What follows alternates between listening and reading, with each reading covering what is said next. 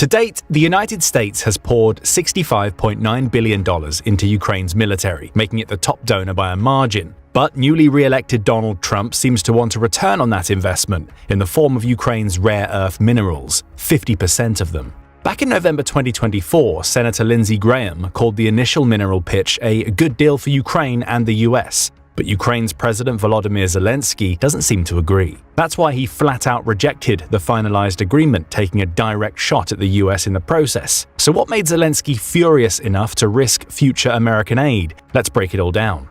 The official offer and the rejection might have come in February 2025, but this battle has been brewing even before Trump won re-election. Ukraine had long been weighing its options, knowing a second Trump term could mean tougher demands and fewer handouts. After all, this is the same man who questioned US aid to Ukraine and vowed to end the war in 24 hours. And let's not pretend Trump and Ukraine have ever been on good terms. His first impeachment, sparked by allegations he pressured Zelensky to investigate Hunter Biden, former President Joe Biden's son. Then there's his perceived softness for Russia's President Vladimir Putin, who he even called a genius and savvy for invading Ukraine. So you can't really blame Ukraine for trying to find ways to stay in Trump's good graces, because let's face it, the future of the country depends on this. That's why Ukraine was actually the one to pitch a mineral deal first. That's right, it didn't start with Trump. It was actually inspired by US investors with serious political connections expressing interest in Ukraine's underground wealth in late 2023. A consortium led by TechMet, a firm partly owned by the US government, and Ronald S. Lauder, a longtime Trump ally, had their eyes on Ukraine's lithium reserves in particular. In fact, Lauder had been pushing this idea for years, quietly lobbying Kyiv and Washington. If the name sounds familiar to you, it should. Lauder was the same guy who planted the idea of buying Greenland in Trump's head. And while he insists he never spoke to Trump directly about Ukraine's minerals, he definitely made sure the right people were listening. So when Ukraine started floating a resource deal to keep the US support flowing, it wasn't exactly out of nowhere. The plan took shape somewhere around the fall of 2024. Ukraine planned to target Trump's business mindset, emphasizing not just the morality of its fight, but also the economic opportunities for minerals like lithium and titanium, which are key ingredients for electric batteries. These were no commodities, they were true power plays. It all came together in September 2024. Zelensky met Trump in New York, and the pitch was simple. Ukraine could become the best business partner the US has ever dreamed of. That's exactly how Senator Graham previously described the country. So in this new game, Ukraine wasn't begging for support. Instead, the country was offering a business deal. And Trump, he was listening. He knew American interests aligned with this vision. By October 2024, things heated up. Ukraine's victory plan was in full motion, targeting not just military aid, but a deal that could secure the country's future. This plan included a minerals deal, which was an obvious sell to the US. Obvious, but also a no-brainer, as John E. Herbst, former US ambassador to Ukraine, called it. This brings us to December 2024, when Ukrainian officials led by Yulia Sviridenko, the economy minister, made waves in Washington. They pitched production licenses for critical minerals, detailing that Ukraine could meet US and European Union demand for titanium for the next 25 years. To back this up, Zelensky even flew 1,500 miles to meet with Trump in Paris, confirming Ukraine's commitment. Zelensky previously delayed signing the deal with the Biden administration to allow Trump to claim the credit. He was playing the long game, and it looked like it was working. In early February, Trump was ready to make his move. From the Oval Office, he made his intentions clear. We're looking to do a deal with Ukraine, where they're going to secure what we're giving them with their rare earths and other things. So the deal was officially on the table, US aid in exchange for minerals. Of course, Trump's transactional approach was no surprise to anyone. This was the man who'd used economic power to pressure allies like Colombia and Mexico. Now it's Ukraine's turn. But why are we using the word pressure? Isn't this deal exactly what Ukraine wanted? After all, Zelensky pulled out all the stops to secure it. He flattered, traveled, lobbied through powerful allies, and positioned Ukraine as a goldmine for resources Trump could leverage. Well, the problem is that the official offer wasn't exactly what Zelensky wanted for Ukraine, as you'll soon understand why. Let's start with when the official offer came about. Wednesday, February 12, 2025. That's when Scott Bessent, Treasury Secretary under Trump, met with Zelensky. But they didn't meet at a conference in a European country. No, they met in Ukraine, and this was a historic visit.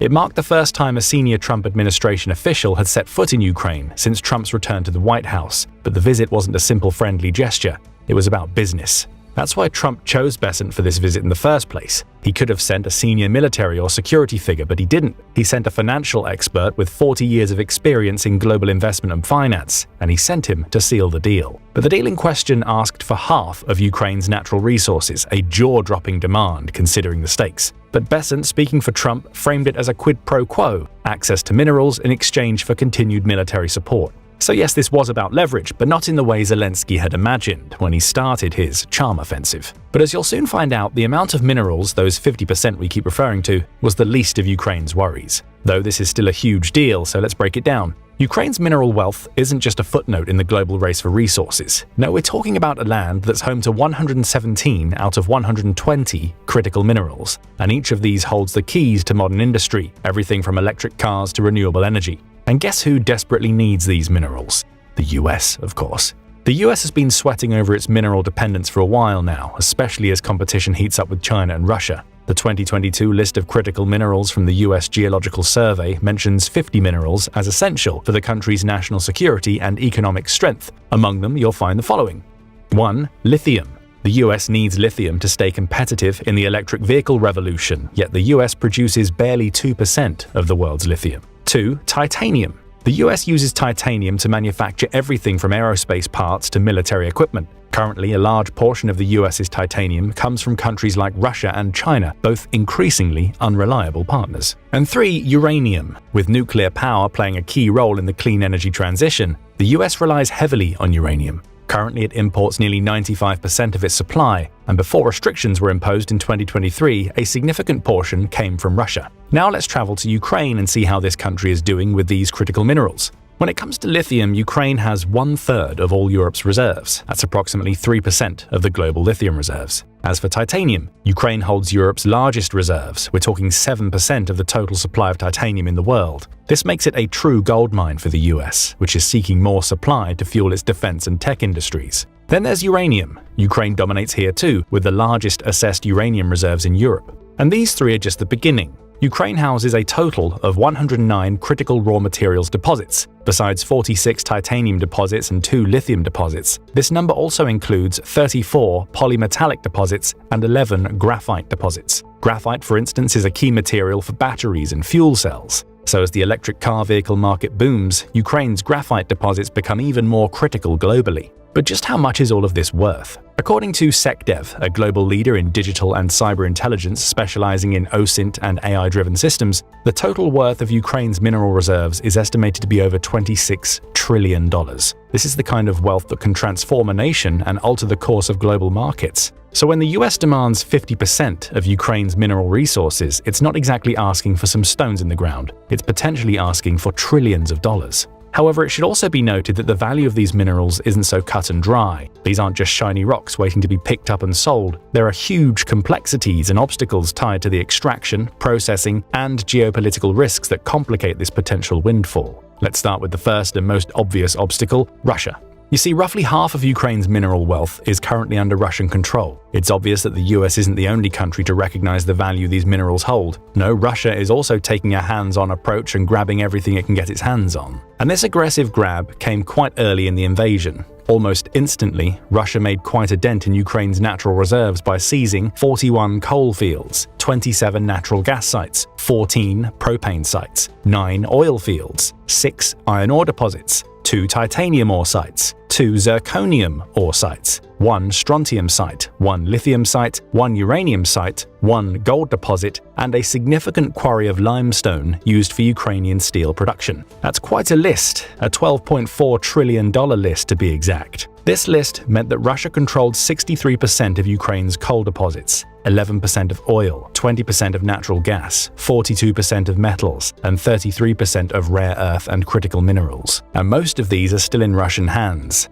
Add it up and you get an uncomfortable chunk of Ukraine's mineral wealth being actively mined, stored, and potentially weaponized for Russia's benefit. But as problematic as Russia is, it's not the only issue. Ukraine's mineral reserves are also not easily accessible, well, at least not all of them. Some are in hard-to-reach areas or require further exploration to determine their full potential. So while we're throwing around trillion-dollar figures, some of those resources of the future are still under the ground and could be hard to access without significant investment, time, and effort. And that's assuming Russia doesn't swoop in first. There's also the issue of Ukraine's regulations and insider dealing. Simply put, Ukraine's regulations are outdated and complicated, making the business climate a nightmare for investors. Plus, corruption and cronyism have run rampant in the country for years. This has made foreign investors wary of unfair competition and secret deals that could eat into potential returns. This also explains why few investors were interested in Ukraine's mineral deposits despite their huge value even before the war. So let's say Ukraine overlooks the amount of minerals the US is asking for. After all, it's not like foreign investors are exactly lining up to snatch up these resources, especially now. Even then, the deal offered to Zelensky wouldn't be signed. Why? Because Trump isn't only asking for minerals, he also wants other natural resources. The US is asking for half of everything: minerals, oil, gas, and any profits from new extraction licenses. These earnings are crucial, especially because Ukraine's state-owned oil and gas giant Naftogaz is raking in cash. In the first half of 2024 alone, Naftogaz reported a net profit of a whopping 24.4 billion Ukrainian hryvnias. That's almost $587 million based on 2025 currency rates. And that's almost 4 times the profit from the same period the previous year. Talk about a juicy chunk of change for the US. But believe it or not, even this isn't the main reason Zelensky turned down Trump's deal. We're getting to that now. You know how everyone kept referring to half of Ukraine's minerals as an incentive for the US to keep sending aid to Ukraine? Well, that message got a little blurry somewhere along the way. On February 16th, Bessent referred to these minerals as payback for the aid the US had given to Ukraine. Another 2 Trump officials echoed this sentiment, suggesting that the minerals were meant as compensation for the billions in military and financial assistance the US had sent to Kyiv since the war's start. Instead of Ukraine simply cutting a check for aid, the idea was that the ownership of these critical resources would serve as a form of reimbursement. It's like trading in your car to cover your credit card bill, except the car happens to be trillions of dollars worth of minerals. So it became increasingly clear that Trump, too, saw these mineral deposits as an overdue payment to the US. Nothing more, nothing less. He told Fox News explicitly that he wanted the equivalent of like $500 billion worth of rare minerals from Ukraine. He even claimed that Ukraine had essentially agreed to do that. But Trump certainly spoke too soon. Feeling overconfident, he offered Zelensky a deal that reportedly included no security guarantees for Ukraine. And that's the main reason Zelensky rejected it. It wasn't because he didn't want to give the minerals. Ukraine had long been open to leveraging its vast resources, but because the deal was completely one-sided. Zelensky emphasized that the deal didn't address the critical question: what happens to these valuable mineral deposits if Russian forces decide to invade again? So Zelensky's rejection wasn't just about minerals. It was about ensuring Ukraine's future survival. As he explained, "I didn't let the ministers sign a relevant agreement because, in my view, it's not ready to protect us, our interests." Now, it's not hard to guess the kind of security guarantees Zelensky would have preferred. After all, this has been his long-term goal for Ukraine: a NATO membership. In Zelensky's eyes, this membership is the only thing that can deter future Russian threats. That's why the victory plan we mentioned earlier also included it. For Zelensky, it was always about securing the protection of Ukraine's sovereignty through NATO. But this time, the US seemed more focused on its own interests, and these certainly don't include the long-term security guarantees Ukraine craves. So while Trump's offer might have seemed promising for his relations with Ukraine, Zelensky saw it for what it was: a deal that offered Ukraine little more than a temporary solution to its immediate problems, without addressing the existential security threats that could undo it all in a heartbeat. But Zelensky's fury wasn't just a reaction to a broken deal, it was the culmination of trust shattered and promises ignored. Just imagine standing in the ruins of a country that once gave up its nuclear arsenal, an arsenal that could have kept its people safe, and realizing that the very powers that had pledged to protect you were now willing to let you fall. You see, in 1994, Ukraine made the agonizing decision to disarm. It relinquished its vast stockpile of nuclear weapons, the 3rd largest in the world at the time, on the solemn promise of security assurances from the US, the UK, and other major powers. But when Russia annexed Crimea in 2014 and then waged a full-scale invasion, the world did nothing. The very agreement that was meant to protect Ukraine, the Budapest Memorandum, was left gathering dust. The US and the UK stood by as Russia marched across Ukraine's borders, and no one lifted a finger to stop it. Where was the protection Ukraine had been promised? Where were the security assurances? Now Zelensky faced yet another proposal from the US government. But this time, it was not just a military failure, it was an economic one.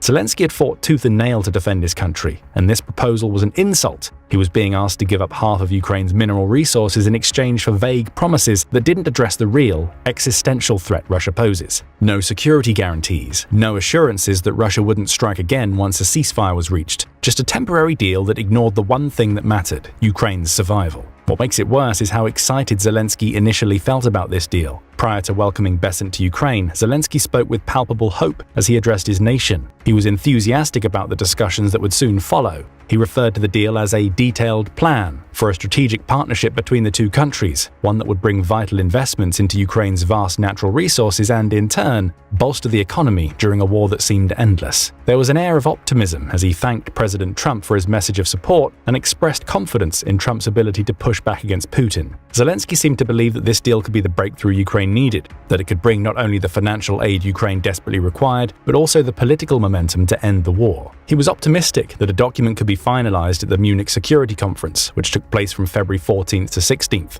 "We will do everything so that our teams can quickly agree and sign this document," he told reporters. It was a rare moment of hope for a leader whose country had been battered by 3 years of conflict. But as we now know, the deal wasn't signed. The hopefulness that Zelensky felt in those early days was soon replaced by the bitter sting of betrayal. Unsurprisingly, the White House didn't see this rejection the same way. A senior White House official, Brian Hughes from the National Security Council, practically blamed Zelensky for missing out on an excellent opportunity. According to Hughes, the US had presented Ukraine with a deal that would have been a win-win, a chance for American taxpayers to recoup the money sent to Ukraine while helping grow Ukraine's own economy. But what about Ukraine's security? Well, Hughes argued that binding economic ties with the US would be the best guarantee against future aggression and part of a lasting peace. He added that both the US and Russia recognize this and that Zelensky is being short-sighted for failing to do so as well. However, European diplomats seemingly took Zelensky's side in the matter, voicing concerns that went beyond simple economics. They saw this offer as a reminder of colonialism,